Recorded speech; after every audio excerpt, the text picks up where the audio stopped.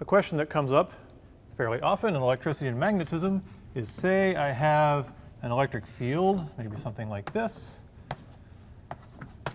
and I put in a material, maybe a dielectric. And you might ask, what's the new field? What does it do to the field? And that is a fairly ambiguous question because you could ask it a lot of ways. What does it do to the field inside the dielectric? Does it change the field outside the dielectric? Are we thinking about the molecular arrangement of charge in the dielectric, or are we treating it as a continuum?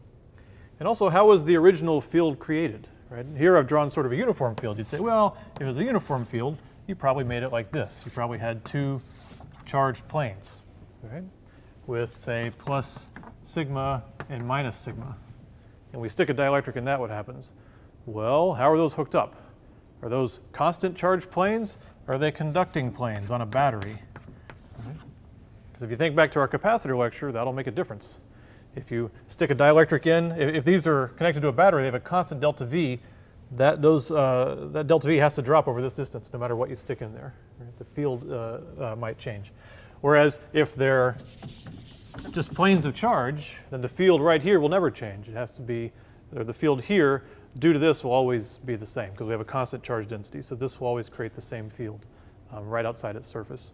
So my point is that to answer this, we have to get more detailed of exactly what we're asking. Okay? To solve a question like this gets pretty deep into the vector calculus, a little further than we would go in a first-year freshman or first-year physics course.